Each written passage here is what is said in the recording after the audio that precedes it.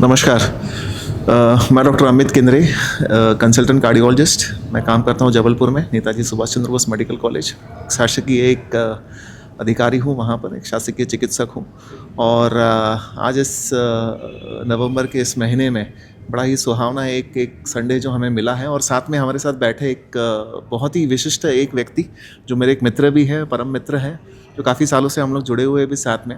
Doctor Swapnil Garde जी है, जो मुख्यतः भोपाल में काम करते हैं। एक वरिष्ठ चिकित्सक है, कार्डियोलॉजिस्ट है यहाँ पर, और कई समय से यहाँ पर काम करते आ रहे, लोगों की सेवा करते आ रहे हैं। तो आज हम बात करेंगे कुछ ऐसे एक चीज़ के बारे में जो हार्ट से ऑब्वियसली संबंधित है, क्योंकि दोनों हम एक हृदय रोग चिकित्सक है। तो इस संबंध में हम बात करेंगे कि जो हृदय से संबंधित जो विकार जो है, आज भी हम उसके बारे में बात करते हैं। आज भी अगर देखा जाए तो उनका जो प्रेवलेंस है, जो पूरे जो पॉपुलेशन में जो है, वो लगभग वैसा ही रहा है।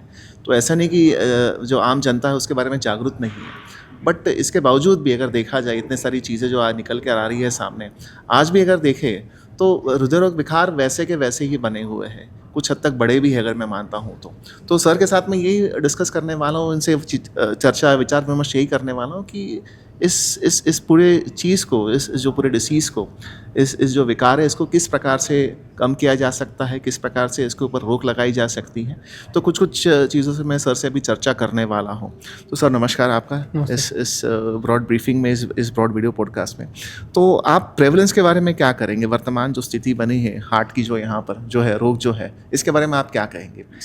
सर मैं ये कहूँगा कि आजकल प्रेवलेंस तो जैसा था वैसा है, लेकिन ट्रेंड शिफ्ट है, एक शिफ्ट है, एज ग्रुप में शिफ्ट है। जो पहले माना जाता था कि ये सिर्फ बुजुर्गों की बीमारी है, अब अटैक की जो एज ग्रुप है वो थोड़ी सी पहले आ गई है। तो मैं कहूँगा कि ये शिफ्ट ज़रूर है प्रेवलेंस और इंसिडेंस में, कि नए लोगों के अटैक अब बढ़ते जा रहे हैं। जी जी जी जी जी जी जी तो प्रेवलेंस की बात हुई तो ये समझ में आ रहा है कि पुराना जो एक कहावत थी कि नहीं, यार जो बीमारियां हैं जो आगे चल के ही मिलती है आपको, जैसे जैसे आपकी आयु बढ़ती है तभी बीमारियां होती हैं। लेकिन हृदय के विषय में ऐसी बात नहीं है। जैसे सर ने कहा कि आजकल जो है, जो यंग व्यक्ति है, तो साधारण जो बहुत ही नौजवान है, उनमें भी ये बीमारी देखी गई है और लगातार देखी गई है। और इस चीज़ को कई बार अपन अखबारों में भी पढ़ते हैं और अपन देखते भी हैं कि ये सब चीज़ें बहुत ही कॉमन है करके। तो ये बात अपन को ध्यान में रखना है कि कोई स्पेसिफिक एज ग्रुप इससे वंचित नहीं है, ये बीमारी किसी को भी हो सकती है, ये चीज़ है। दूसरी मैं बात आपसे कहूँगा, जैसे कई बार लोग जैसे पीड़ित होते हैं तो इसमें आप ट्रीटमेंट भी चालू करते हैं, उनका उपचार चालू करते हैं। उपचार के बाद कैसे रहता है, उनकी स्थिति कैसे, कितना सुधार आता है, या सुधार कितना उनको एक्सपेक्ट करना चाहिए? कुछ कहेंगे इसके बारे में? देखिए, अगर मान लीजिए किसी को अटैक आया है, एक ग्रुप है जिसको अटैक आया, अगर किसी को अटैक आया है और उसका उपचार अगर 1 घंटे में, 1.5 घंटे में हो जाता है पूरा, उपचार से मेरा मतलब है कि मैं एक इंटरवेंशनल कार्डियोलॉजिस्ट हूँ, आप भी वही हैं, हम बात करते हैं हमेशा जल्दी एंजियोप्लास्टी होने की। अगर किसी को अटैक है तो अगर हम जल्दी करते हैं, जिसको बोलते हैं गोल्डन आवर, 1-1.5 घंटे में हम कर लेते हैं, तो उसकी हार्ट की पंपिंग को हम बचा पाते हैं, जो हमारा मुख्य उद्देश्य है किसी भी एंजियोप्लास्टी में। तो अगर हम वो कर पाते हैं तो उसकी स्थिति अच्छी रहती है। जो जितना लेट करता है, जिसकी पंपिंग परमानेंटली डाउन हो जाती है, उसमें सुधार पूरा लाना थोड़ा मुश्किल पड़ता है। जी जी जी, बिल्कुल सही कहा। आप भी सहमत होंगे? बिल्कुल सहमत हूँ। ये जो पूरा पॉडकास्ट में फिर से मैं दोहरा रहा हूँ इस चीज़ को, ये आम जनता के लिए है कि सभी इससे जागरूक हो जाए। ये बात है, जागरूक रहे कि यार हृदय विकार क्या है, आज की स्थिति, वर्तमान स्थिति जो हम बात कर रहे हैं यहाँ पर नवंबर 2025 में क्या स्थिति है, ये सभी लोग जागृत रहे। इसलिए हम ये स्पेशल पॉडकास्ट आपके लिए कर रहे हैं। एक जो प्रश्न जो साधारण व्यक्ति हमेशा पूछना चाहता है कि मैं सभी चीज़ें ठीक ठाक करता हूँ, मेरा खान पान सही है, मैं कसरत भी करता हूँ, मैं प्रयास करता हूँ कि एक स्ट्रेस फ्री, तनाव फ्री मैं एक लाइफ में जीव करके सब चीज़ें करता हूँ, इसके बावजूद भी क्या मुझे हार्ट डिसीज़, मुझे हृदय विकार हो सकता है क्या? बिल्कुल हो सकता है। जो एफर्ट है, जो प्रयास है एक हेल्दी लाइफ जीने का, वो प्रयास कितना कारगर है, ये ब्लड रिपोर्ट से पता चलता है। तो क्या आपका प्रयास और आपकी ब्लड रिपोर्ट दोनों एक ही कहानी बोलती है? अगर ऐसा है तो फिर वो ठीक है, आपको शायद आगे इवेंट नहीं हो। लेकिन अगर इसमें मिसमैच है तो ये तकलीफ़ हो सकती है।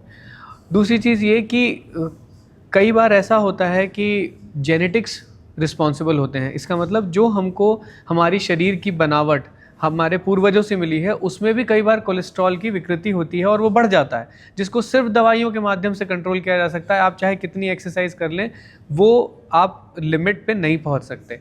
ये दोनों एस्पेक्ट को समझना बहुत ज़रूरी है।